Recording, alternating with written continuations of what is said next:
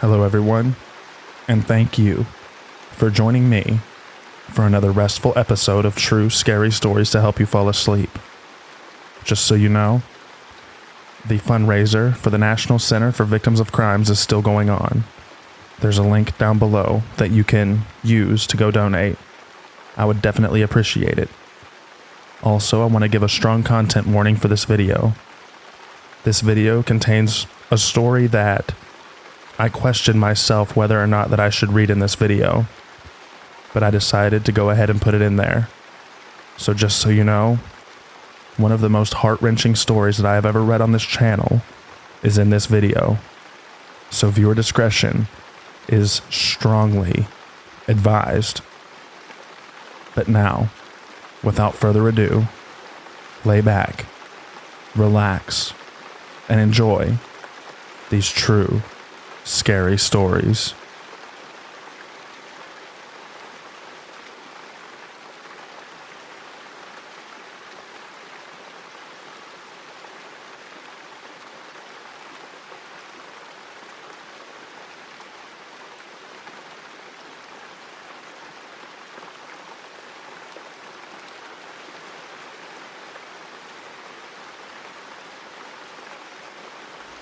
When I was 12, maybe a little older, I was waiting for my ride after school one day when this big white family van pulls up in front of me and asks if I'm waiting for my ride. My family had a van just like this one, so it wasn't suspicious or anything to me, but I was dumb and didn't register that yeah, I am. And he was asking an obvious question because here I am sitting outside the school by myself. But I answered anyways. And then he asked what my name was and I hesitated.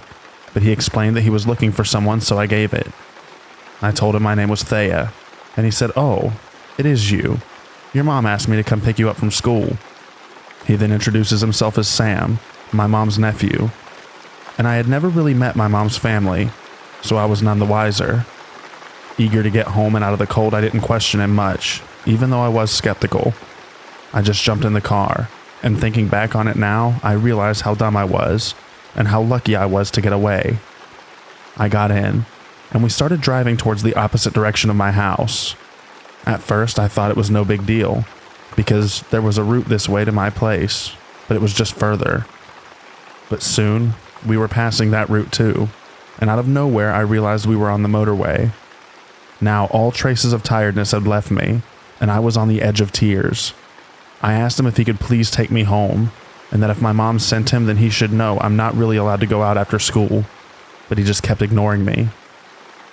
At this point, I was officially bawling my eyes out, and cars that were passing us on the motorway or standing next to us in traffic were starting to stare.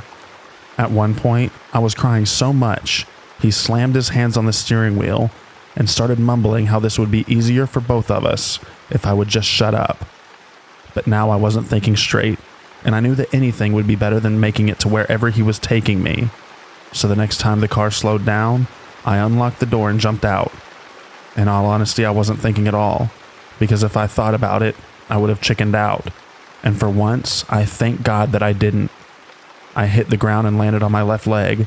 The pain was so bad, but I didn't care, because in my head, anything was better than being in that car. The dude didn't even bat an eye. I feel like in the chaos I seen him try to grab me, but once I was outside he just sped away, and the driver that almost hit me, but stopped just in time, got out and ran towards me. The police were called, and my parents as well, but to this day I am not allowed to wait outside anywhere, and even before I'm done with whatever I'm doing, my parents will be outside waiting. So to Sam, the stranger, let's not meet ever again.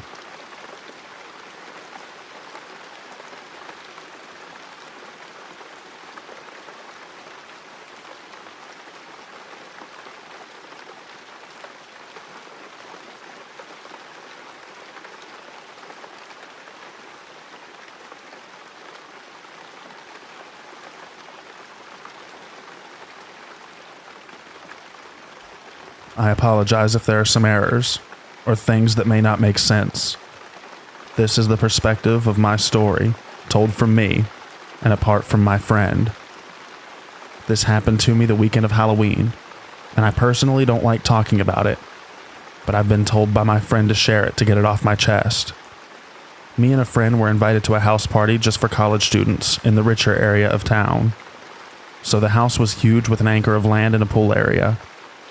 This party was themed to be a little naughty, so my friend dressed in a sexy nurse outfit, and I dressed as a belly dancer. The majority of the party took place in the house, as there was maybe like 70 people, with the house being very spacious. So it was not too difficult to get around. I'm not much of a drinker, but I did have some juice that was available. Some friends pulled me and my friend over to take some pictures, and I set my drink down. After what felt like an hour of just taking pictures, I found my cup and took another sip, not even worrying that I left my cup alone for a while. Then a man came up to me who looked to be in his late 20s or early 30s. He said my boyfriend's name, and said he's been trying to call me. That's when I realized I didn't even have my phone on me. I have loads of respect for my boyfriend. We always make sure to stay in contact with each other, and since he had to work, I promised I would contact him. But I'd just forgotten. The man said it's urgent, and said I can use his phone to call in one of the rooms. So not thinking at all, I followed the man. If my boyfriend really wanted to call me, then I knew it would be something terrible. As we entered the room, I felt as if I had just ran a mile and felt winded. The man closed the door behind me and sat on the bed and gave me his phone. I started to feel more weak, like I'd just got a migraine and just couldn't call. Then I was helped to lay down, and within seconds I was out cold. I woke up later, not sure where I was or what even happened. I found my friend rubbing a napkin on my tummy while yelling. It took me a bit to come back to reality, and I realized I was in a bedroom with my friend cleaning some stuff off of me. That's when I had a panic attack, and just realized that I quite possibly could have been used. My friend called me down and told me that that didn't happen. She explained that she couldn't find me anywhere, and assumed I went to the bathroom. But after several minutes, I still didn't show up, so she went looking for me, eventually checking the bedrooms, and found me laying in bed with the guy sipping something out of my belly button. Apparently he was playing shots with my unconscious body of sucking alcohol out of my belly button, licking salt from my chest and kissing my lips. She didn't know how long this went on for, but I immediately felt sick and even coughed up from just the thought. Thankfully, my boyfriend got off of work early after my friend told him what happened. He picked me up while my friend asked around about the guy, but of course, no one knew him or recognized him. I was taken to urgent care and looked at. Thankfully, nothing was wrong with me, and the drug in my drink didn't cause any further harm than just knocking me out. I wish the story ended here, but I started to receive texts from a random guy. At first, he was just asking me random things and I just didn't reply. But then he showed me a picture of my torso and started saying creepy things to me, and even giving me the impression that he was stalking me. This is still going on today, just texting me randomly. I've had the idea to try to bait him one of these days to finally have backup to catch him, but I don't know how smart he can be and what he will do to me if things don't go as planned.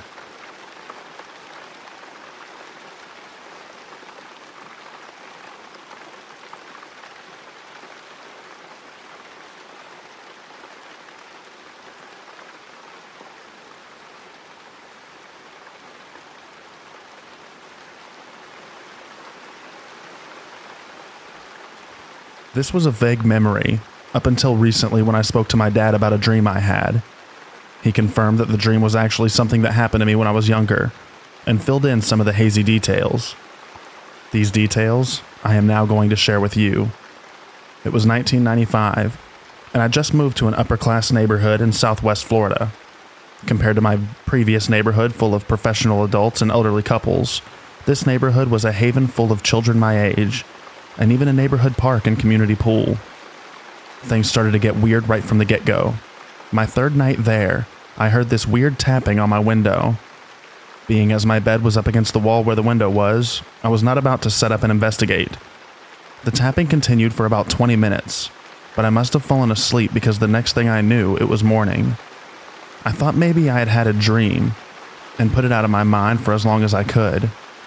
I got ready for school and went to the bus stop, waiting with my sister who was 2 years older. This older man comes up to the both of us and starts to talk about how he wishes his daughter was around on the weekdays so she can go to school with us and ride the bus. He then offers to drive us to school since the bus seems to be taking so long. We knew better and politely declined, feeling relieved when the big yellow bus pulled up a few moments later. He seemed disappointed, but still maintained a smile and told us to have a great day. We decided to tell our parents because we thought they would get mad at us for talking to someone we did not know. That night, the creepiness reached a new level. I heard the same tapping on the window, only now it was more distinct and was getting stronger. I turned over, thinking my blinds would be down, only to realize in horror that they were pulled 3/4 of the way up. I was face to face with the creep from earlier, and he just stared at me, a slight smirk on his face. He told me to unlock the window so he could come outside and play with him and his daughter. Being on the spectrum, I trusted people way too easily, and as I thought about how fun it would be, disregarding the time, I said, in full sincerity, "Let me ask my mom." His face turned into this scowl that I will never forget, and he banged on the window and demanded that I open it immediately. At this point, my dad comes in my room and turns on my light. Having heard some of my side of the conversation, he pieced together what was going on and made eye contact with the guy for about 2 seconds before running outside after him. He did not catch up with him, but did call the police. It turns out, the man did have a daughter that he lost custody of due to SAing her. She did not live with him, and had not done so in years. I do not remember what he was charged with, but I believe he spent a little time in prison, since he was on the registry.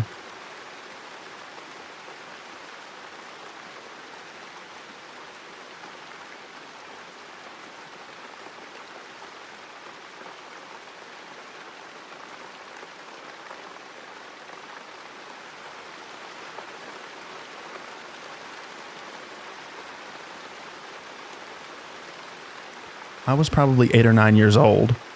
My dad needed to go to the one Asian grocery store at the time in Kansas City, Missouri.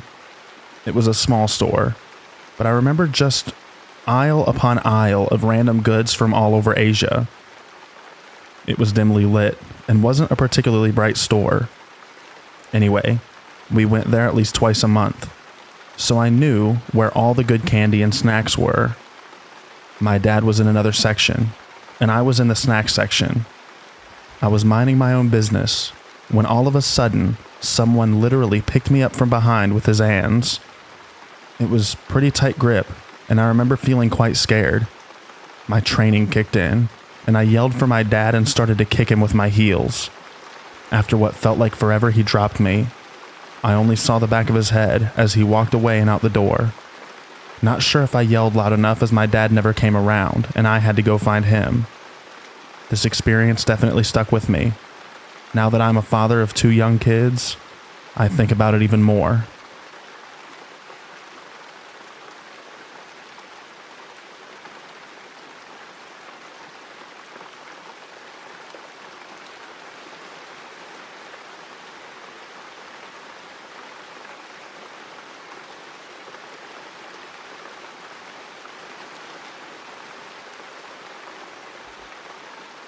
It honestly takes a lot of strength to post this, because ever since it happened, I just try not to think about it. I think I have a tendency to downplay my own traumas and experiences, and this in particular is something I just haven't allowed myself to fully process. About a year and a half ago, my mental health was at an all-time low, and I was binge drinking regularly in seedy bars by myself. I was 23 at the time, and I'm a 5'5", 125-pound woman who had no clue what her limits were with alcohol, and was doing anything to feel something. An extremely dangerous combination. I was deeply ashamed of my mental health issues, and still struggle with telling anyone what I am going through to this day, or even allowing emotions to register fully, or come to the surface, so that even I know what I'm feeling. I was out past 2 a.m., and had been hanging around a group of girls, but they had left early, without me, after a woman had come on to me and kissed me, and they realized that I was bisexual. It was outright homophobia, but they basically seemed creeped out all of a sudden, and a member of the group asked me if I could give them a moment to talk without me, and I respected that request, and politely left the group and watched as they ditched shortly after. I was already fairly wasted when some guys offered for me to sit with them at their table, and that they would buy me drinks. I remember stumbling to their table and thanking them, and most of what happened after is a blur. I remember dancing and making jokes, but also being fairly disoriented. I have a switch in my brain that can turn on when I'm anxious or threatened, and it's as if suddenly all my anxieties, alarm bells, and panicked thoughts just go away, and only one thing is in my head. I'm in a strange place, with strange people, and I don't know what's going to happen. I should try and be very nice and just try and get along with them so that they don't get upset or hurt me. They kept handing me drinks, egging me on to drink more and more. Even when I started to tell them that I felt a little sick, they just kept handing me more. And pretty soon everything was spinning. My phone was nearly dead, and I turned it off at 2%, trying to keep myself from losing that last bit of battery left for when I desperately needed some way home. Even when it was on, my vision had been so blurry that I could barely use it. I had never felt this drunk before, and to be honest, I was getting pretty scared. I started to throw up, and at that point I was barely conscious. I can't even remember the moment I realized I might throw up. On the moment I was hunched over, feeling weak, and suddenly I just saw vomit hitting the pavement. The guys started saying they were heading out, and I remember hearing words thrown around like, "Take care of her," and "back at my place." I felt a chill run down my spine, and for a moment my head was just clear enough to ask what might happen if they did that. I somehow mustered the focus and motor skills to clearly say my full address, and state that my roommates were home and would take care of me. They just sort of chuckled and didn't really take me seriously. I even remember one of them jeering about like, "Dang, homegirl didn't even slur," making humor in an almost pitying way that I could still recite my address clearly, despite how intoxicated I was. The thought now that they thought it was funny to see someone begging to be brought home to safety is more than a little sickening. No matter what I said though, it wasn't a question of if I was going back to one of their places. It was an assertion. At this point, I was feeling so weak and helpless, and I couldn't even really stand up by myself. My head hurt. My body felt like jelly. Everything was spinning, and I honestly wondered if I just might die. I was going in and out of consciousness, but the next thing I knew, I was being shoved into a small car. Everything gets sort of hazy at this point, but I remember the car stopping several times so I could stick my head out of the car door and puke, and the guy pulling the hair out of my face.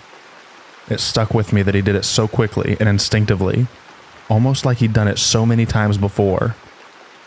I remember at one point openly and loudly sobbing that I was scared, and I thought I was going to die. They just kept hushing me and telling me I was fine. Everyone in the car was so casual, relaxed, and not at all concerned with the very, very drunk woman in the back, vomiting her guts out every 5 miles and having a meltdown. The intoxicated person they had singled out alone at a bar fed drinks long past she felt comfortable, and were now forcibly taking home because she wasn't strong enough to fight them off. They stopped at Taco Bell and ordered a bunch of things, but I refused to order anything as I knew I wouldn't be able to keep it down. I was running through scenarios in my head. I knew they had every intent to act against my will. This was not a benign misunderstanding. I was not supposed to be there and they knew it.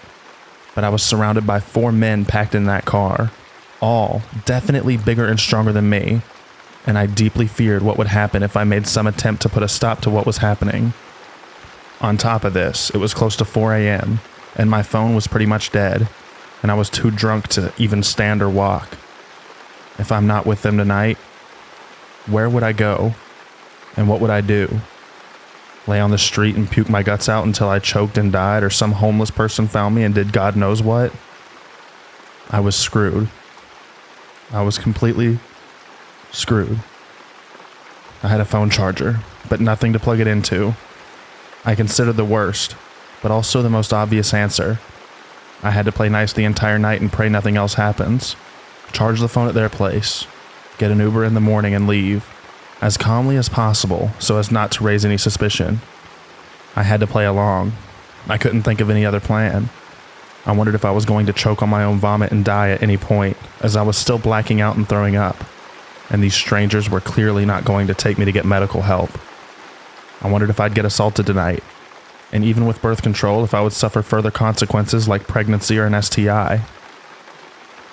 I wondered if he'd try to keep me as a prisoner, hurt me or kill me. Easily, the most painful part was the realization that I felt truly so stupid, so pathetic, so worthless, and miserable in this moment in my life that maybe I just didn't care. It felt like I had no one and nothing anyway, even though it wasn't entirely true. In the moment, it really did seem that way. Then I remember my cat.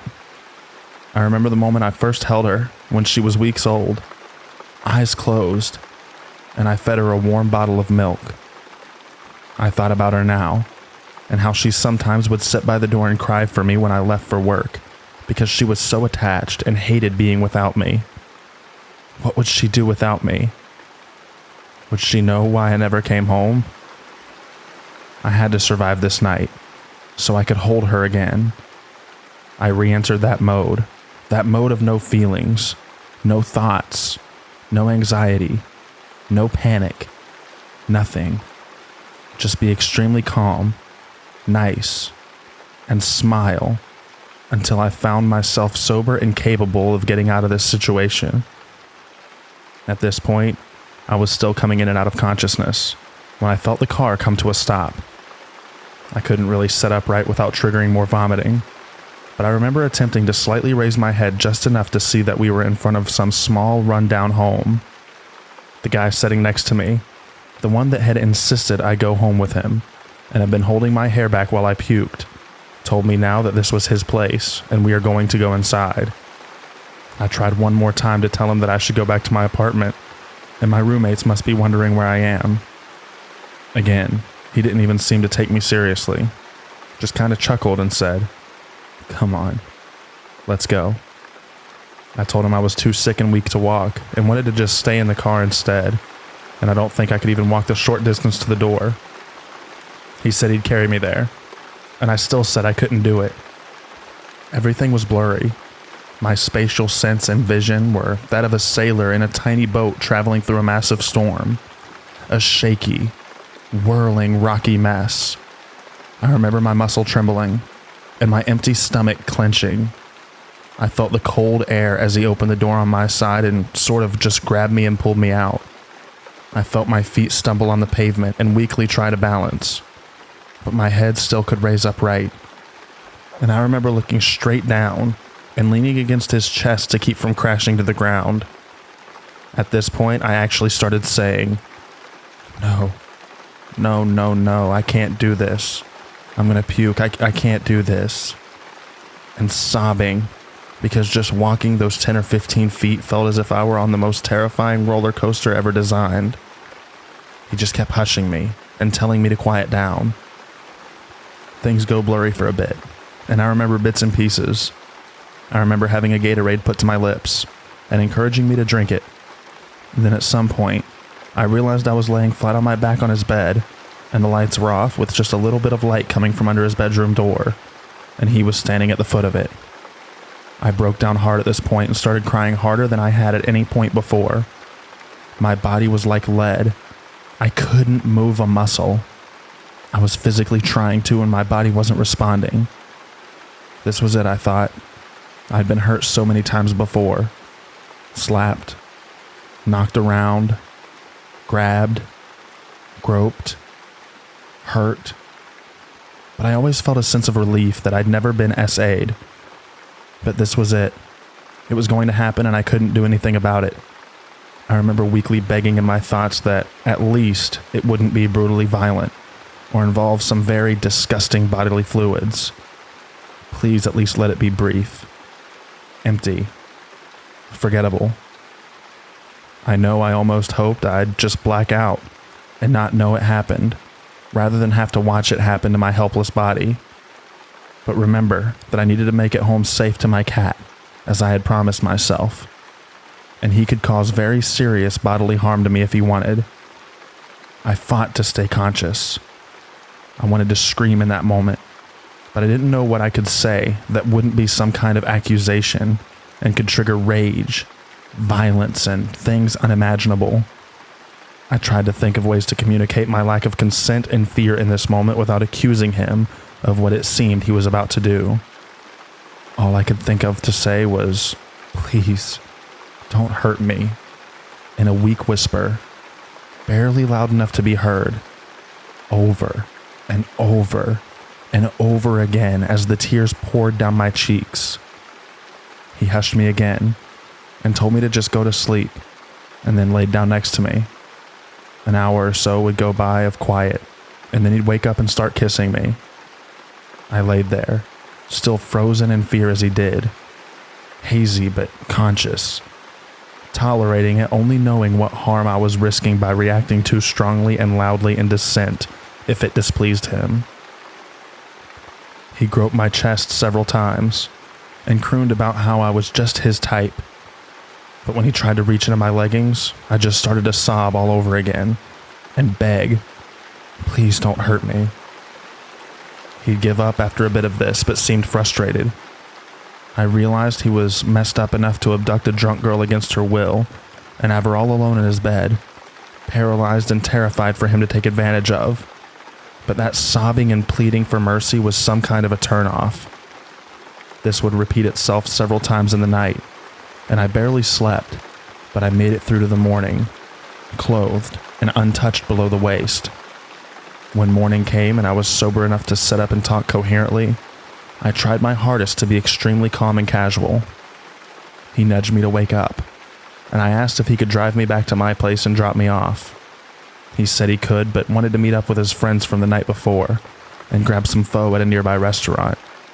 I just smiled and nodded and said again that I was ready to go home, and my roommates must be worried.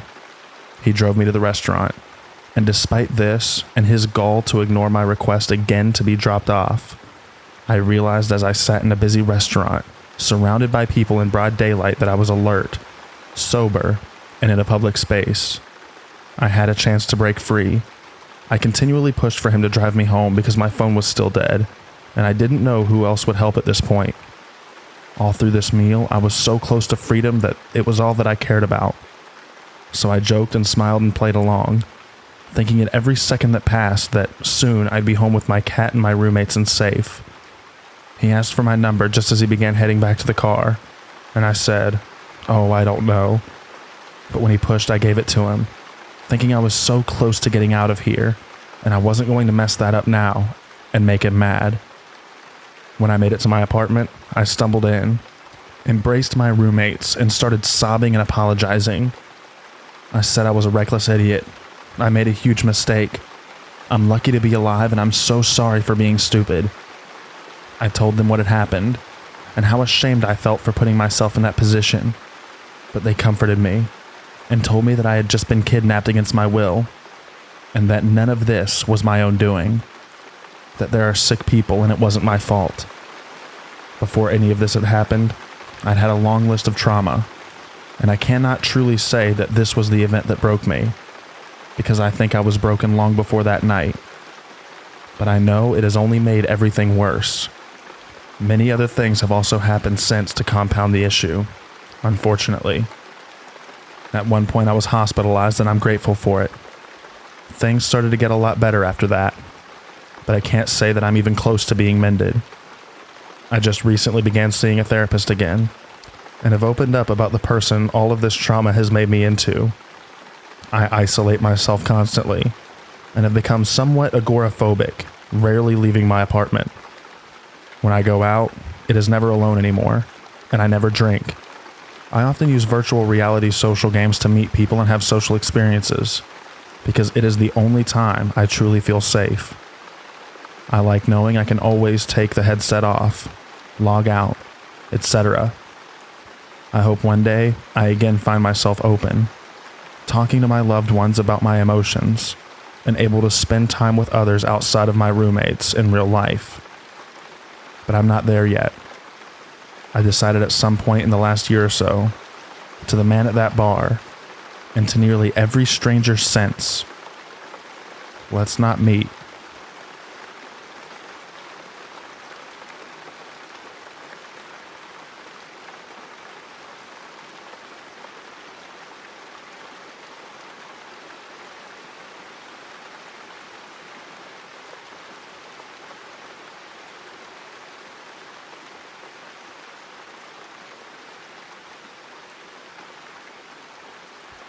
Every day I walk home from school with my friend because she lives only a little bit away from me, so our routes line up.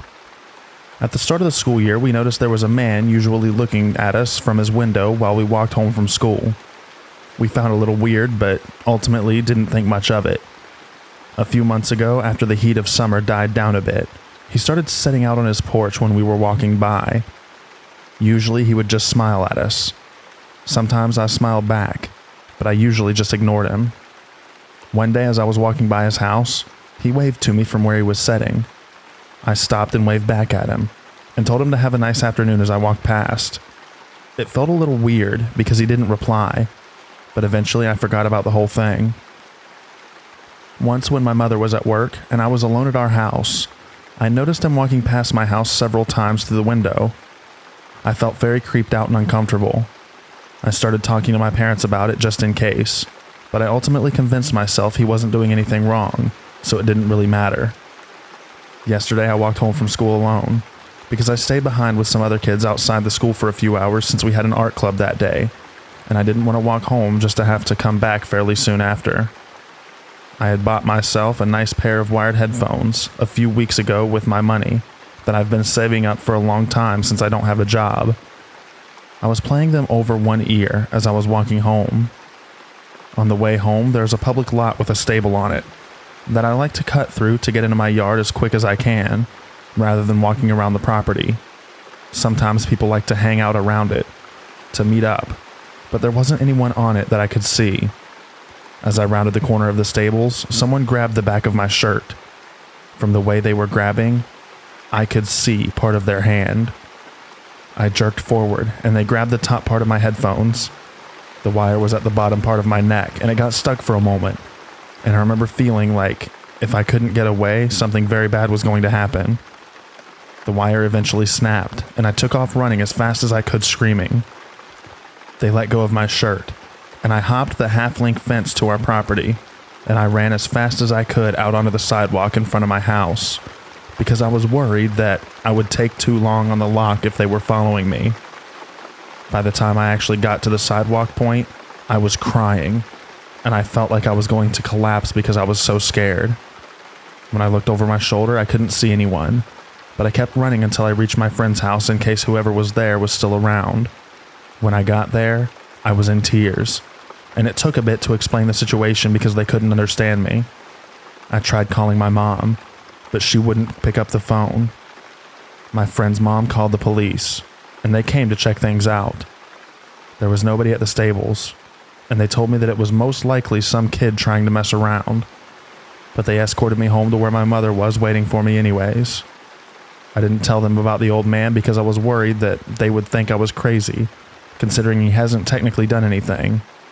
But there's something in my mind that keeps telling me that it was him who grabbed me at the stables. When I was walking home from school today, I brought a screwdriver with me, in case I needed to defend myself. I also had my friend with me. My mother offered to pick me up from school, but I was worried that if I had shown how the encounter had affected me, then it would make things worse. I also avoided the stables, and my friend made sure that I made it to the door. The guy on his porch wasn't here today, and I'm still not fully sure if it's him or not. I feel terrible that my headphones broke, but I can't help but wonder what would have happened if they didn't. I will update if anything else happens. I'm using a spare account in case any personal details not in this post can be found on my main account.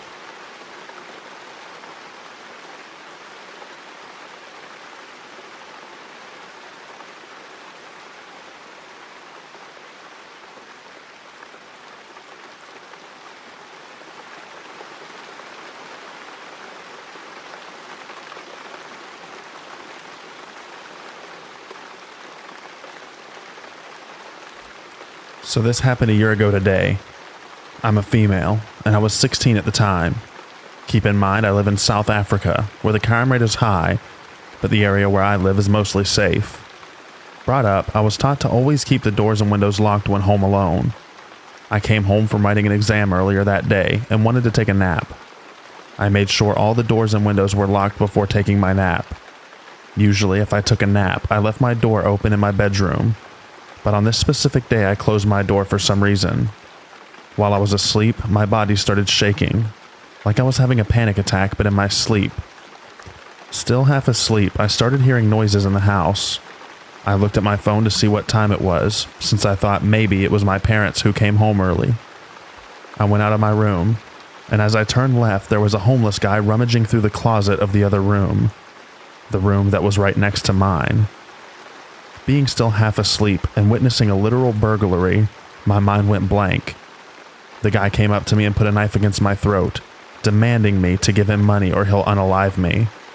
Crying hysterically, begging him to not hurt me. He saw my phone in my pocket and demanded me to give it to him. I went from being scared to mad, and I refused to give my phone to him. I know I should have probably gave my phone to him, but this was the only expensive thing I had, and knew my parents couldn't afford to get me a new one.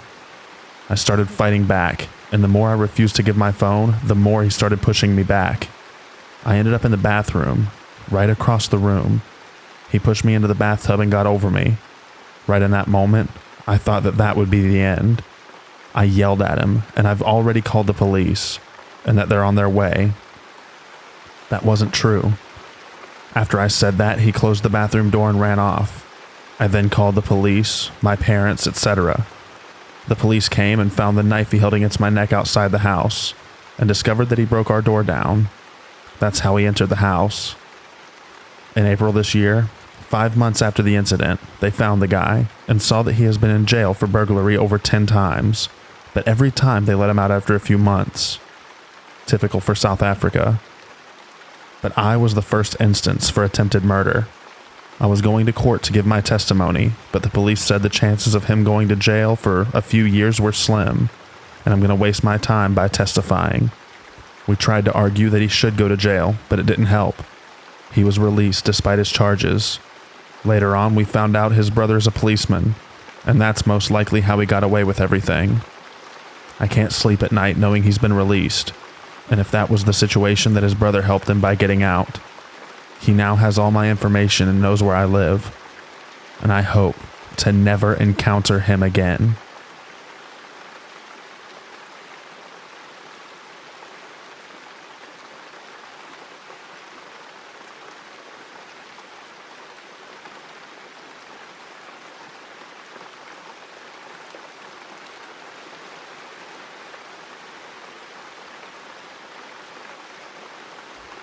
I'm usually a lurker, but this memory from a year ago popped into my head, and I wanted to share because I was so shocked in the moment. I realize now how scary the situation truly was. And it was just super strange. Keep in mind, this story is hard to describe, but I'll try my best. I'm a 22-year-old female, and I met my dad at a tire shop in an increased crime area of town. Not really sure why we went to this shop. It was probably around noon. My dad brought his chihuahua with him, so I took her on a walk around the tire shop while he consulted with the mechanics. The shop was about a half a football field away from a busy street, with a big field in between the shop and the street, in an otherwise residential area. I figured it was safe enough to walk the dog around in the field because my dad and the mechanics were right there. However, the shop was fenced in and not facing the field, so I guess it wasn't actually that safe for me, because my dad and the employees couldn't see me. So I was just walking the little dog around in this field, not too close to the busy street, and suddenly, this beat-up car with the windows down starts driving really slowly on the busy street, and I can tell the dude driving was staring at me. The street is somewhat far away from me, and he eventually drives past, so I'm like, whatever. But then a couple of seconds later, I see the car again going down the street in the opposite direction, going really fast, and he turns onto the side street where I am. He's driving very, very fast, and he just guns it into the field where I'm walking the dog. Literally jumping the curb, he's coming straight for me, very fast, and I'm just shocked, thinking, is he about to plow us down?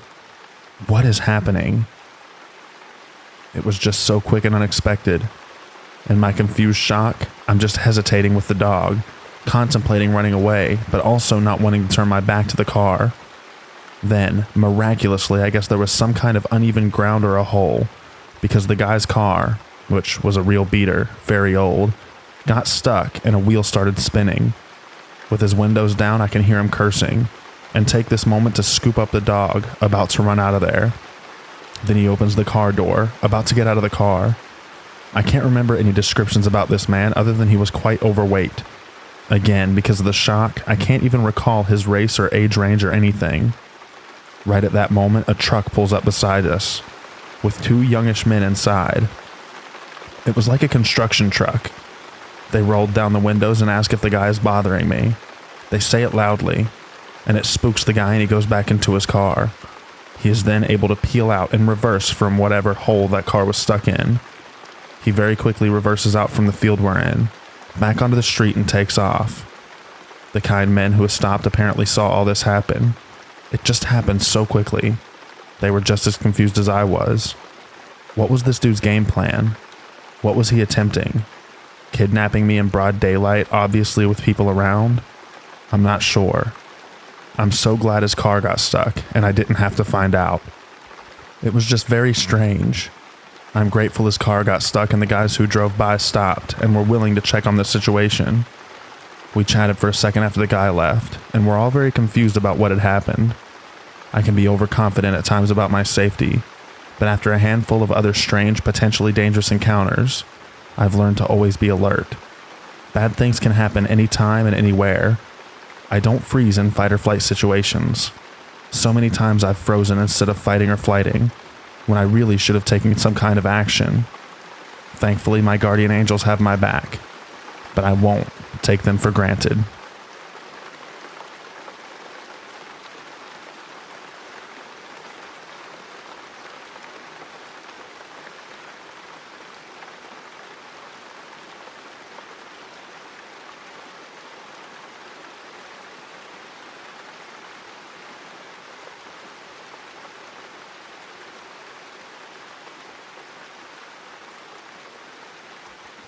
My entire primary school experience felt like a fever dream, but I don't think I could fit it all into one post, so instead, I'm choosing to tell my most bizarre experience in my schooling life.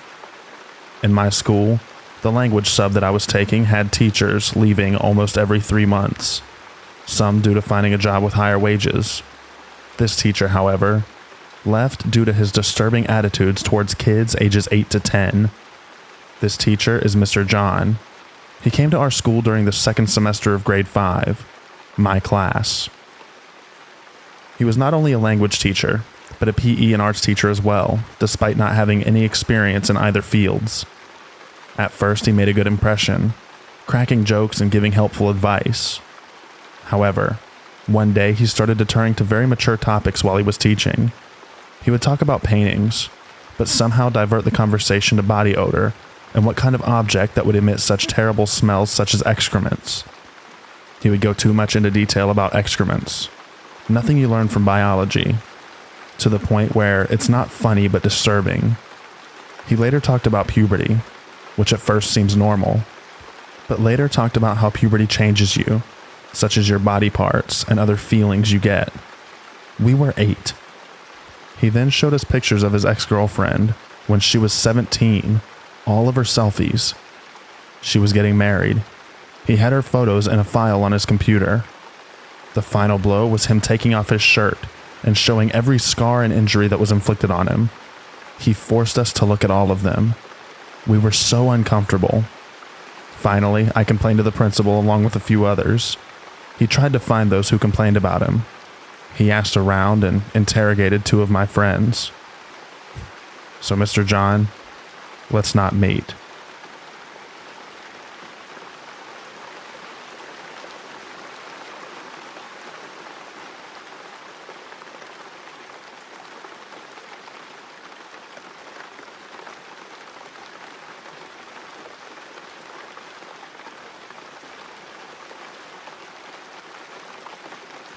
This story occurred a few years back, while I was staying at my grandparents' house during vacation. They lived near the Atlantic Wall, the system of concrete blockhouses built by Nazi Germany during World War II. At that time, I was 16 and fascinated with urban exploration, so I thought it would be a good idea to go explore those. When I arrived on the beach, I started exploring, and everything went well since this place is actually public, and a lot of people come here like you would go to any normal beach. Time passed by, and there was nothing really interesting to see, so I made the decision to go deep into the dunes to find other structures. I found some, but they were all buried in the sand or covered with vegetation, until I found the one. I was super excited, and when I arrived, I started to barge in just like I did before. But suddenly, a gut feeling stopped me at one of the entrances. I kept quiet and listened. There was this sort of indistinct chatter/moaning. Honestly, I don't know what kept me around after that. For some stupid reason, I chose the option of yelling, "Hello? Is anyone there?" multiple times. The sounds coming from inside stopped, and the atmosphere was getting quite tense. So I made my way to the roof. A single ramp, no exit. Stupid decision again, but curiosity was too strong. A few minutes later, a middle-aged man comes out and started the weirdest discussion with me. He asked me if I was alone and what was my age. I was obviously a minor. He then proceeded to tell me that what they were doing inside was perfectly right, and I shouldn't call the police without waiting for my answers. At the end of his little speech, he asked me if I wanted to go inside. Obviously, I refused. Thank God he didn't insist and went back in. As I went away, I passed by one of the other entrances that happened to provide a direct view of the inside. I took a peek and instantly ran the F out. What I briefly saw was another old man naked, pleasuring himself, looking at me. In the background, I saw many other figures and candles on the ground. I heard some sort of chanting too. After I put enough distance, I took my phone out and called the police. What I told them was too surreal for them to believe me, and I was basically laughed at and given a lecture about prank calls. No one believes me other than my dad. He's had weird encounters in those dunes as well. But in the end, I don't care. Let's not meet again, people having I don't know what kind of stuff in a bunker trying to lurk minors in. Oh, and also, I quit Urbex. Edit. I never thought of it, but I actually just found an article online related to this. Basically, the beach I went to is right next to a nudist beach. I must have crossed the border by going into the dunes without realizing it. Over the past 40 years, the beach was about to be closed multiple times, since libertines see an opportunity to go there and you know what. Many of them cause disruptions, since it's completely illegal, plus the dunes are a protected environment, so it's forbidden to go there. I just had a chat with my grandma. She says that police went there many times already to make them leave, but it doesn't stop them from going back. Ironically, the article mentioning the raising concerns about the situation lasts exactly from the same period this happens to me. Well, those guys I met are very extreme libertines, if you want my opinion. Some suggested I go back there with friends to collect evidence, but I have to wait till next summer. Plus, confronting those people doesn't seem like a good idea. Edit 2. Seems like there's a lot of confusion. No, the article isn't about a sex cult or anything wicked. It simply mentions the conflict between true naturists and the libertines who come on the beach to you-know-what, and how the authorities want to close the beach regarding that. That's it. A coincidence supporting my story, but not about my story. My bad for not making this clear.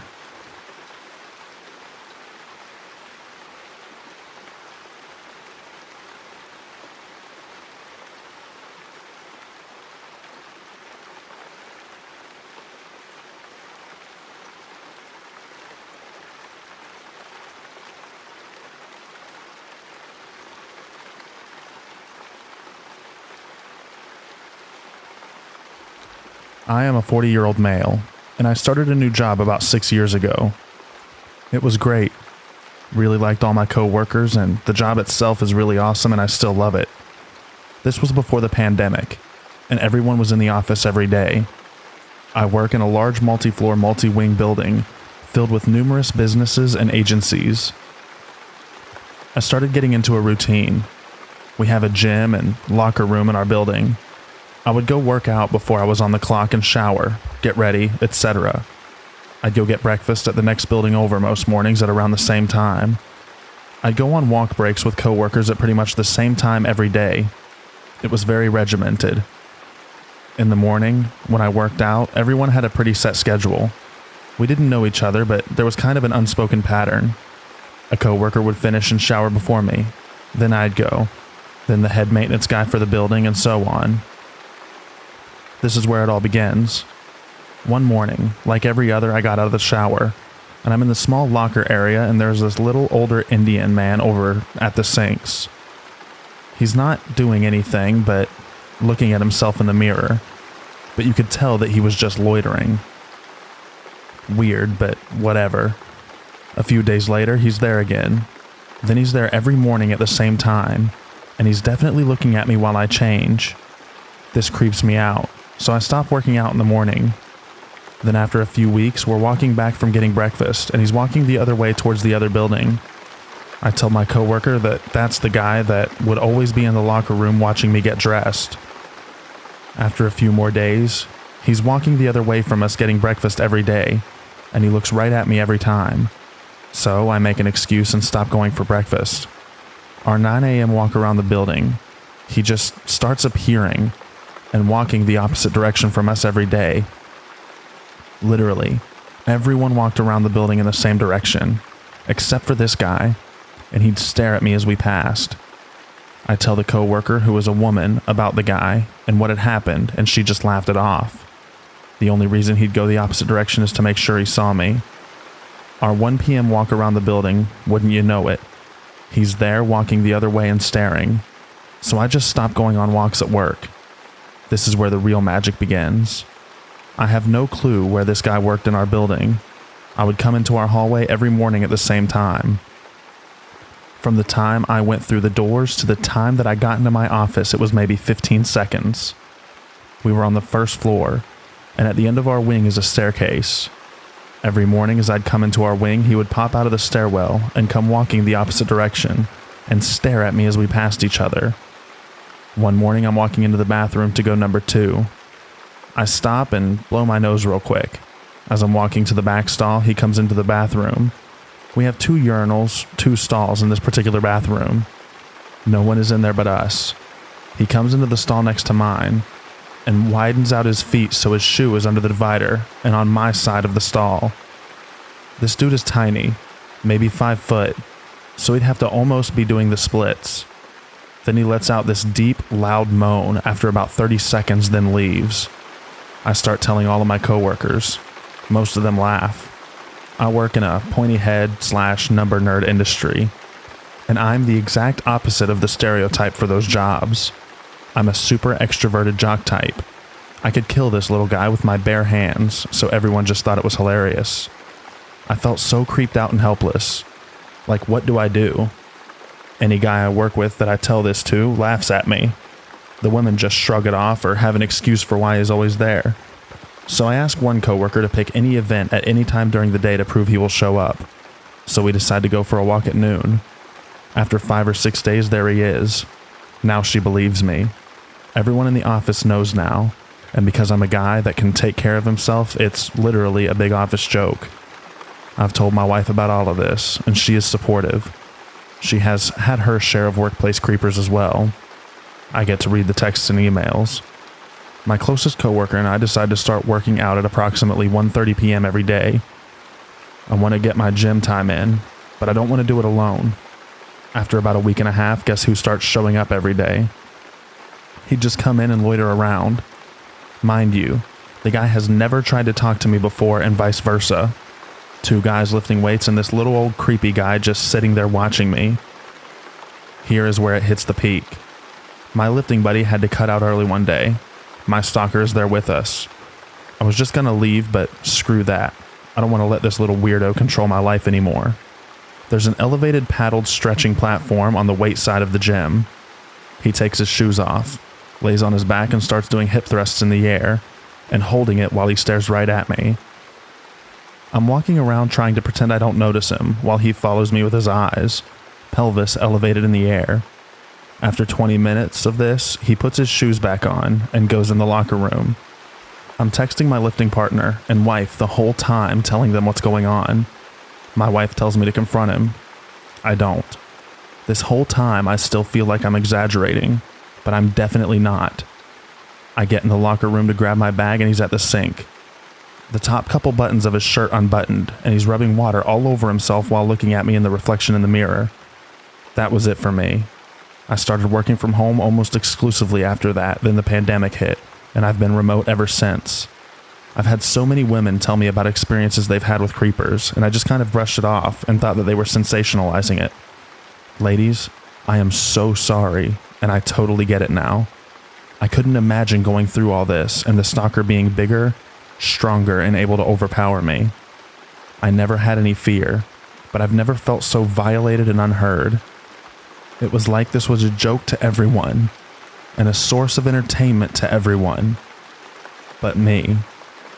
To the little sicko stalker at work. Let's not ever meet again.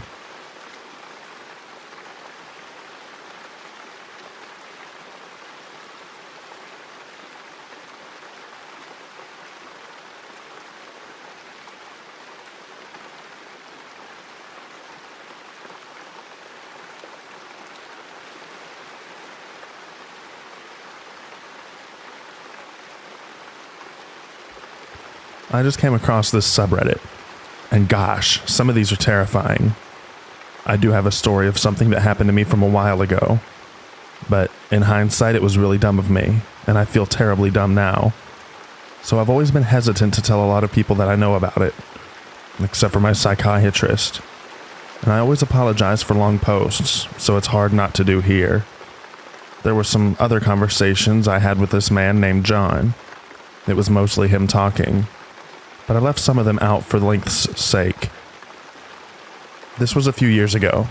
It was pretty late, past 1:30 or 2 a.m. I was living with this boy who was pretty abusive, and he had gotten really jealous at this party we were at earlier that night. Not even an hour after we had gotten home, he tossed me out onto our front porch and locked the door behind me. I was knocking and pleading for him to please let me back inside. I was still wearing what I had worn to the party, and it was freezing out. I wasn't sure what to do. He had my phone, purse, and wallet in the house with him, so I just sat on the porch crying. When he turned off the lights both inside and outside of the house, I knew he wasn't going to let me back in. I felt so hopeless and cold. I thought about knocking on a neighbor's door, though he didn't have many, but I had anxiety about waking any of them up and causing trouble for my boyfriend. So instead, I decided I would try and walk to his gas station and motel, which was like a little less than a mile away, so I could use their phone and try to call a girlfriend of mine to see if I could sleep over with her. Ironically enough, the road I was walking on was Donner Pass Road, so the freezing cold was fitting. But anyway, a little bit into the walk, this tall white pickup truck was approaching on the opposite side of the road that I was on. I tried not to make eye contact for obvious reasons, but then I heard the truck stopping and beginning to make a U-turn, and my heart just started pounding. I just about froze up, but forced myself to speed walk at the very least. The truck pulled up to me, and this guy rolled down his window and asked what I was doing out this late. I told him how I was going to meet my friend at the gas station, and that she was expecting me. He sort of smiled and offered me a ride. I said no thank you, citing that I shouldn't hitchhike. He told me, well good, I don't pick up hitchhikers or anyone. You don't look like a hitchhiker though. You just look like you need some help. He just kept driving next to me and told me I shouldn't think he was a creep, and he pulled out what looked like a police badge and told me he had just gotten off duty, which is why he is in civilian clothes and out so late. He said he wouldn't mind driving next to me just to make sure that I get to where I was heading safely. I was naive and a bit too trusting of his kindness and credentials, and when he offered me a ride again, I said that it would be nice, because the gas station wasn't that far away anyway. He popped the door open for me and I hopped in. The radio was low, it was a little messy. The ashtray was full of cigarettes. There were a lot of newspapers on the passenger floor. As I was moving my feet, some of the papers shifted, showing a pair of handcuffs, some coffee cups, empty water bottles, rags, a highlight-colored bandana, and some other things. He apologized, saying that it was the truck he took hunting, but it was super warm, so I was happy and didn't mind at all. He told me his name was John. He asked why I was scantily dressed without a jacket, and I started to tell him about the party and the fight I had with my boyfriend. He was super charming and attentive. He even laughed that he could go back and arrest him. I asked about him, and he told me about his family. He was a young dad. He had a wife, a daughter, a son, and a dog. And I told him it was like he had the perfect little family, and he laughed and said he certainly did. Then it sort of clicked for me to ask him. I could use his phone. But he said no, because he had to save his battery. We were approaching the gas station, and we drove right past it. I politely said, "Oh, I think that's the one." But he didn't answer me. I felt so sick to my stomach. My heart started pounding. I started getting choked up. My eyes started tearing up as I was looking out the windows and watching the lights behind us getting further and further away. It was hard for me to even speak, but somehow I murmured, asking if he could please turn around, and he ignored me. Whenever I would look at him, he just looked empty-eyed and emotionless, totally dead and glazed. I looked back out the window and down at the road to see if maybe we were going slow enough that I could make a leap out of the car without seriously injuring myself. I remember always hearing, "Never go to the second location," but I thought about the possibility of jumping out and breaking an ankle, and how it would be a lot harder to get away with one foot as opposed to two, debating with myself that there was snow on the ground. But then again, snow is hard to get along in, especially when you're not fully clothed. I feel so dumb now too, because I wasn't even tied up or anything. I was just so scared. Like there was nothing but trees, an empty road, and us. I was crying pretty badly at this point, and asked if I could please borrow his phone again. I don't even know why I asked. And he told me to stop talking. Then he started talking underneath his breath, saying, "Girls shouldn't be out so late. You shouldn't have been alone this late. Look what you're doing to me. Dressed like a slut," and other derogatory things. As he kept saying these terrible things, too many to type here, I wasn't even responding. I was just crying and trying to think past the fear that I was feeling. I remember the pair of handcuffs. I remember seeing under the papers beneath my feet. So I used that little, I don't know how to describe it, like a scoopy motion. I managed to use my feet to scoop the handcuffs up, and use my heels and toes to push them under the bottom of the seat, as far as I could. I was thinking of different things I could do to try to help myself, like if we were close enough to some upcoming lights or structures. If I ever made it to them, I could just grab the wheel and cause us to crash into them. Or maybe how if I got lucky enough for a cop to pass us, I could grab the wheel and swerve so that he would appear to be a drunk driver and we'd get pulled over. I guiltily thought about the possibility if this man is just having a weird night, and how if I did anything, it would hurt him. But I told myself that sort of thing sort of got me into this mess. He pulled off the road where we were, still in the woods on both sides of us. On his side of the wooded trees, we're closer to the road. On mine, there was a small gap, fully covered in thick, I don't know how many feet of snow. Before the trees thickly picked up, maybe 10 to 16 yards away, he turned off the car and coldly said there was something wrong with the car, and to get out with him. As he grabbed the keys and was stepping out of the car, I grabbed onto the center console and cried and pleaded to not make me get out with him because it was too cold.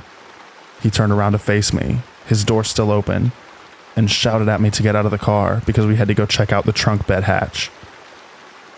I dug my fingernails deeper into the center console, thinking of my cries of no, and head shaking would cause him to come around to my side of the car and drag me out himself. I was crying and said, "Please, John, I'm so cold and scared." I was thinking of everything I ever heard. Humanize yourself. Use first names. He stared at me in this way that I can't even describe it to this day. I don't even know how to start. He got back in the car and slinked towards my window, scared he would drag me over the console. He turned off the headlights and everything just looked dark blue. He stared at the steering wheel for what felt like years before lighting a cigarette and looking out his window, and back at me and then back out his window. He heard me shuffle on my feet on the newspapers. I was just adjusting my legs, but while still staring out his window, told me that if I thought about running, he had a quick way to get me where he wanted me. And oddly enough, I was sort of thinking of running minutes before that, but responded that if he wanted me out of the car, then I should definitely stay in. Otherwise, he could chase me or shoot me. In case he had hunting rifles in the back, I didn't dare look. I'm glad I was right. I think at this point I sort of hit some sort of button on my reserve, and instead of panic, there was numbness and exhaustion. There was still an occasional hot tear or two, but I just remember being numb. I talked to a psychiatrist about this sort of thing, and he thinks it just came from my ex-boyfriends giving me PTSD. It was dead quiet, but I finally just barely audibly told him that my friend was still waiting for me, and asked about his wife and children, and he flatly said he didn't have a wife or children, and that his house was empty. I asked him what he was thinking about, and he said, "I'm thinking about what to do with you." He didn't say it angrily. He just said it flatly and coldly, which sort of scared me. I did start getting worked back up to cry at that point, and he told me not to cry and turned the car on, offering me some heat. I just cried and said I wanted to go home. Eventually, he started driving, and kept driving until we were approaching a gas station. I was gauging the right time to reach for the wheel, but before I could, he started slowing down. While pulling up, he told me not to tell anyone or he would find me. Then he told me all he was doing was teaching me a lesson not to hitchhike with strangers.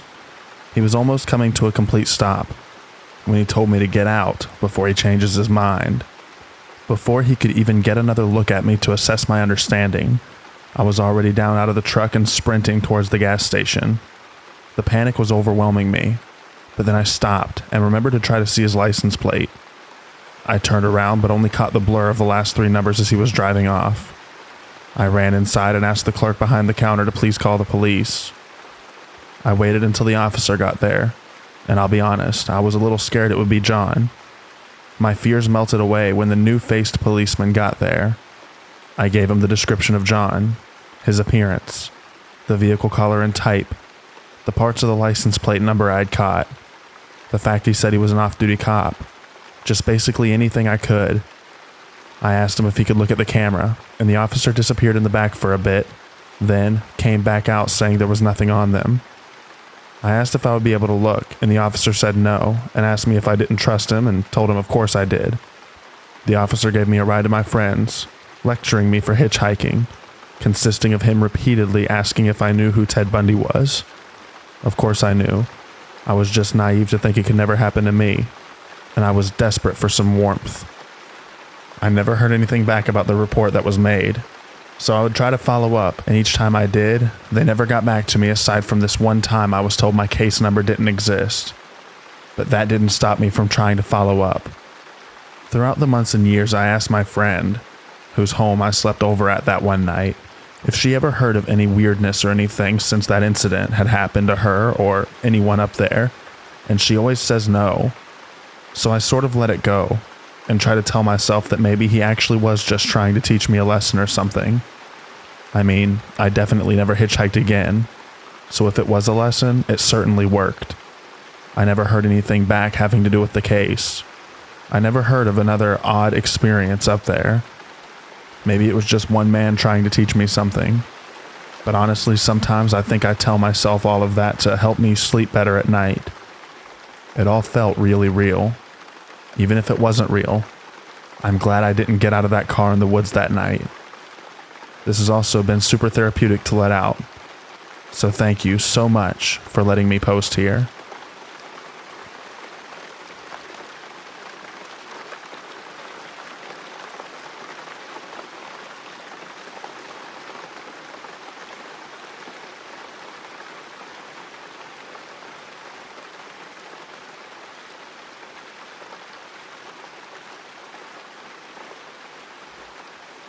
When I was 10, my parents and I went to visit my grandmother for spring break.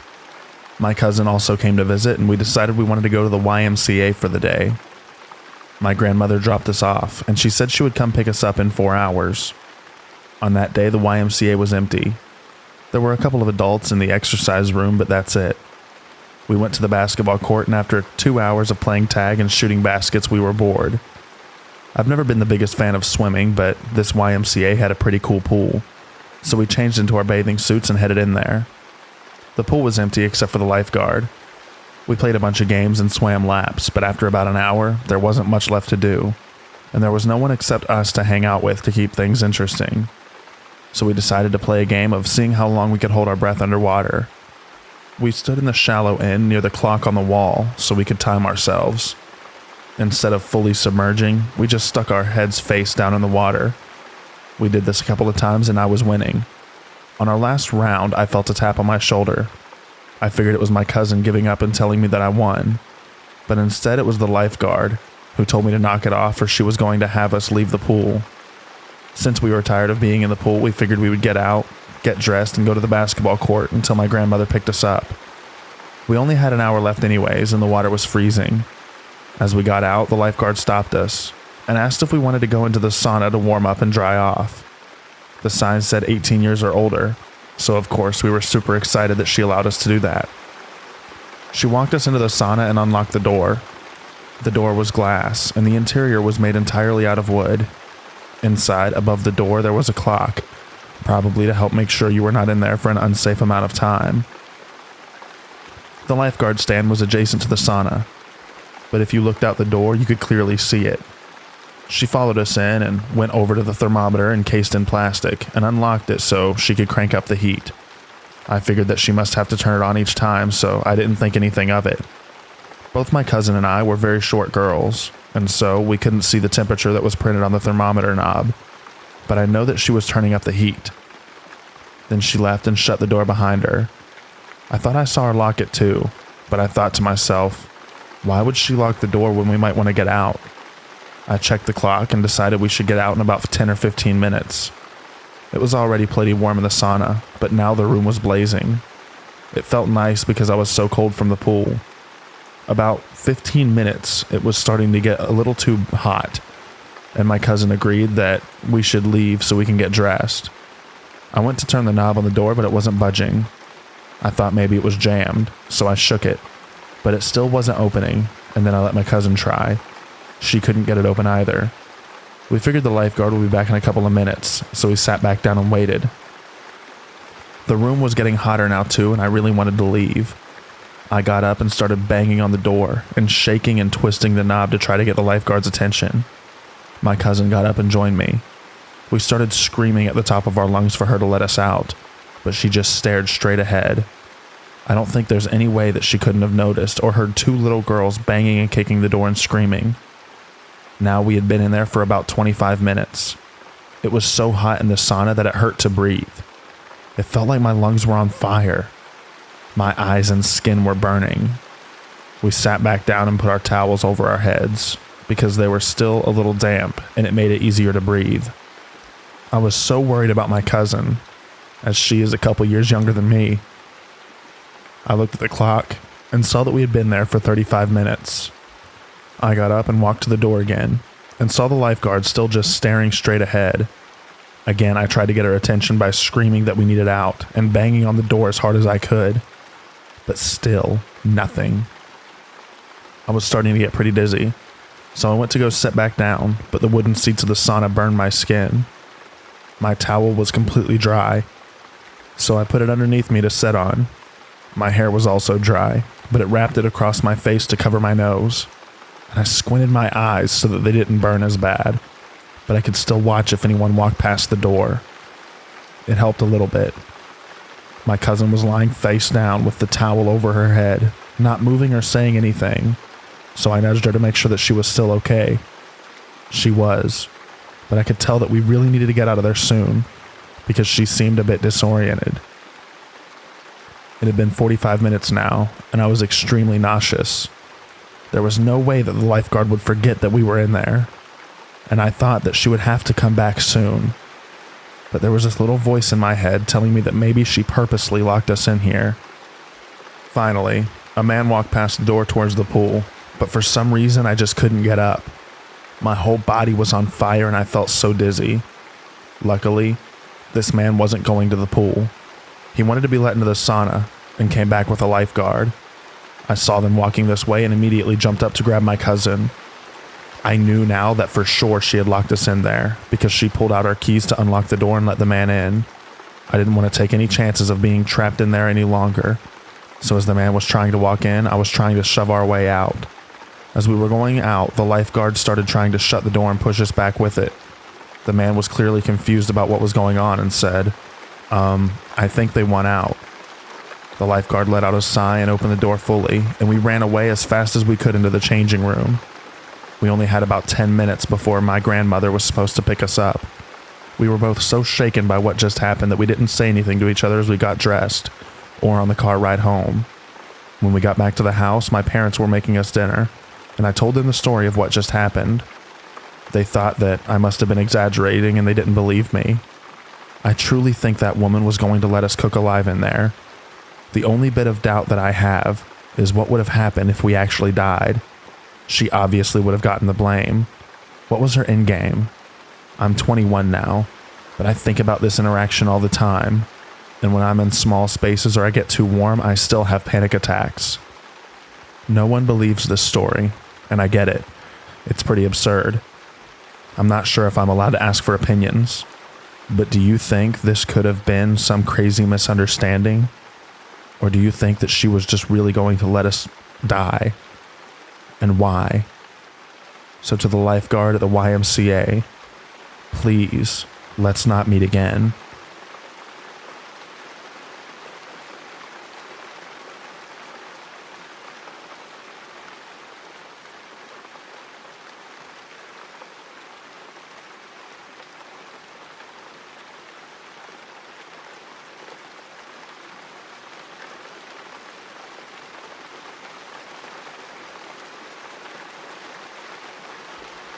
I am a 24-year-old female. At the time of this story, I was a 21-year-old female. I lived in a larger, small city in the Midwest. At the time, I had no car, a bicycle, and hardly enough money for the public buses. I worked at a retail, battery, lighting, and repair store. I worked full-time and only lived a little over a mile from my job. Since I was a female in a male-dominated field, I was often used to targeted abuse from men that thought that they knew better. Many times I stood my ground and flaunted my knowledge in subjects that these men couldn't grasp. Because of my willingness to learn and my close proximity to work, I often worked all sorts of hours, mostly by myself. This time I wasn't the person closing, and had a coworker, Joey, a 22-year-old male, who came in for a part-time shift after he wrapped up classes at the local college. We had a close friendship, and we often stood up for each other and stood in when we were flustered or needed to go to the bathroom in the back. Joey received a phone call for a possible repair on a smartphone, possibly LG, low-tier phone though, and he wasn't 100% sure if it was a phone that we could repair. He asked the young female caller to stop by for a consult. She had quickly agreed and said that she would stop by at around 5:30 p.m. This was a night that I was supposed to be done at 6 p.m. and catch the bus at about 6:12. It was a windy, drizzly early fall night. I remember this because I had my bike with me, and it became my anchor that night. A little before 6 p.m., this frantic, terrified, bawling 19 to 20-something-year-old woman came in to our tiny shop. I was at the counter, switching out aging price tags and general store maintenance. I looked up at her, confused and willing to help. She looked me deep into the eyes, asking if Joey was here. At the time, he was in the restroom, so I had to step in and help out any customers. I told her that he was currently busy and that I was willing to help her. She handed me her smashed, cheap phone very timidly. My customer service skills couldn't prepare me for what she was going to say next. She quietly told me that her boyfriend, who was out in his red mini truck in the small front parking lot, had gotten angry and smashed her phone when she tried to call her sister that afternoon. I took the backing off of the phone and tried to research the model for any possible screen repair. No results found. I tried to hand her back the destroyed phone, and she pushed it back in my hands with a pleading look. Then the honking commenced. There was this light drizzle outside, so our front glass door was covered in beaded drops and was slightly fogged over. I couldn't see who was honking out there. I told her again that I couldn't help, and for her to try our cell phone repair competitor down the road. The tears started to flow down her cheeks, and I was freaked out at this point. She kept throwing glances behind her, and the honking would not stop. I shook with fear and rage at this point. I myself was in a domestic abuse situation at the time, and knew what this girl was experiencing. I broke my locked stare at her, and tried to look in our system a second time for a replacement screen. Nothing again. I looked up from our computer and saw a shadowy figure of a young man pacing in front of the door. I was just happy that the honking stopped, but I was increasingly shooken up. My whole body vibrated with fear, and I whispered across the counter if she needed me to call 911. She slammed her hands down on the counter and said that I couldn't do that. She begged me not to. At this point, Joey came out from the back and asked me what all the honking was from. We had a lot of elderly, farmers, lazy, and disabled customers that would honk their horns for us to pick up heavy battery cores from their cars. He thought that it was one of those situations, but with the looks on our faces, he knew something horrifying was happening. The young guy stopped pacing outside and began banging on our front door. Joey took the girl's phone from my hands and said for me to go in the back and lock the back employee-only doors. I did what I was told and grabbed my bag, my bike, and my jacket. I looked at the clock in the back, and it read 6:14. I spent 15 minutes with this girl, both of us feeling like trapped animals. Joey did bodybuilding during his free time, and was a gentle, non-confronting, short but stocky Asian guy. I was a short, obese, kind lady that would respond either of two ways, like a doormat or ready to stand my ground. I knew that I couldn't fight a customer, and neither could Joey. Not because of physical reasons, we'd lose our job, and had no idea what to do. The young guy threw the door open, and the wind kept the door open. He had this manic, hateful look about him. A total predator he was. He was slim but muscular, early to mid-20s, and was soaked by the rain. He took the broken phone off the counter and took the girl in tow. He hurled insults at us, and I gave the girl a pitied look. He slammed the door back shut, and both Joey and I stood in absolute silence. He snapped out of it and ran to the front door and locked it. I told Joey to call our manager from the store landline, and stood around while he did. I noticed that the guy had moved his truck to directly in front of our door. He was watching us again from his truck, watching us behind the counter as we were on the phone with our manager. I had to leave to get home. The last possible bus came at 6:42, and I couldn't pedal my way home in the weather, and all of the circumstances that had just occurred. The time was around 6:18, and I just needed to cross the busy highway and down the sidewalk by 1/8 of a mile to the nearest bus stop. Joey, the guy, and I played the waiting game. It was 6:23 when the dickhead finally left our parking lot. I told Joey that I would leave at 6:25 so I could arrive at the bus stop safely. Joey opened the front door, and I threw myself on top of my bike and pedaled harder than I could ever imagine. Now mind you, our store was in an industrial shopping area at the very edge of town. We worked next to a sub shop and worked across from a strip mall with a bullseye store and a local grocery with other retail stores and a bank, all in that large parking lot. It started to downpour, and as I tried to pull out of our parking lot straddling my bicycle, I caught a glimpse of the red truck looping around the sub shop. The highway had dual lanes each way, and I had to play real-life Frogger if I wanted to make my destination in one piece.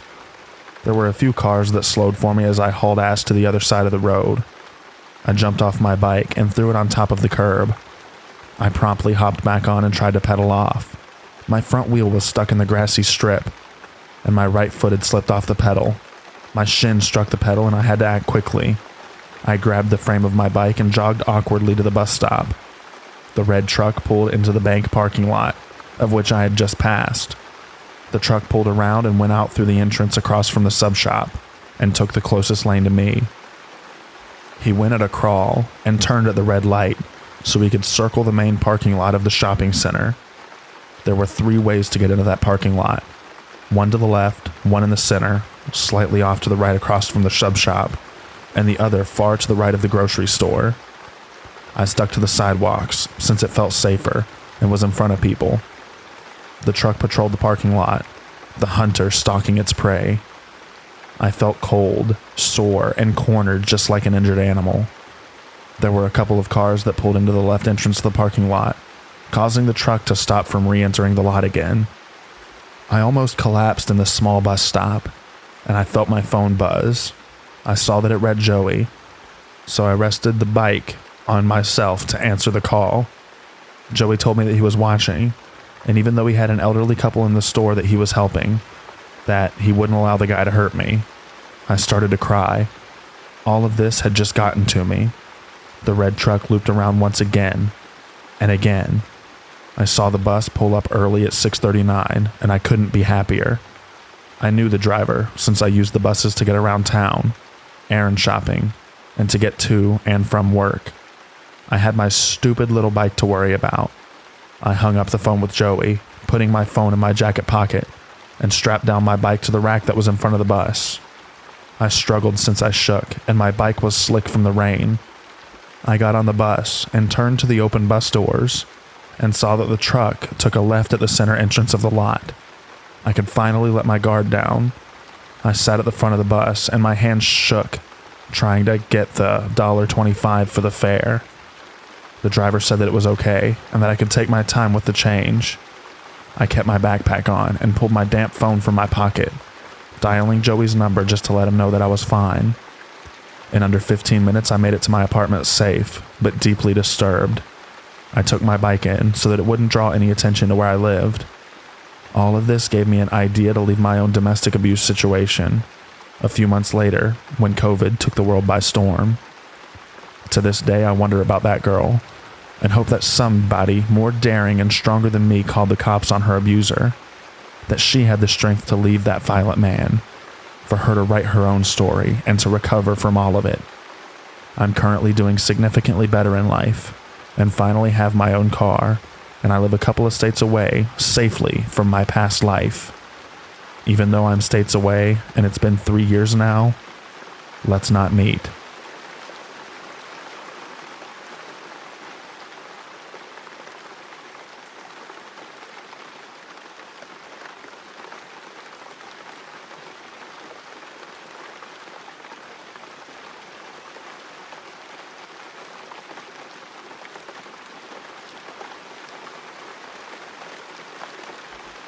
Thank you all so much for listening to the end of this video, and thank you so much to every one of our members. I want to give a special shout out to all of our members. Thank you so much, Martha APS, Hail Mary, Gingerbread, Carrie Morris, Crystal, Brown Doe, Jado, Sarah Rodriguez, Interscare Wifey, Chili, Snowing Wine Drops, Tina Mead, Taylor Ruist, Claire, Casey Brown, Caroline Hawksworth, Eric Donter, The Grim Reaper's Nightmare, Simply Complicated, Tangela Young, Miss Cannabis, Anon Q, Mathematica, Christy Goodall, Skincrawler, Taryn, Ruby, Jennifer Moyer, Classic Sonic the Hedgehog, Cappy Karma, Paul Reese, ViaMagK0101, and Honey Pond. Thank you all so much for being members. I highly, highly appreciate it. And I appreciate each and every one of you who watches my videos. Thank you so much. And I hope you have an excellent rest of your night. Please enjoy the extra rain at the end of this video. Good night, everybody.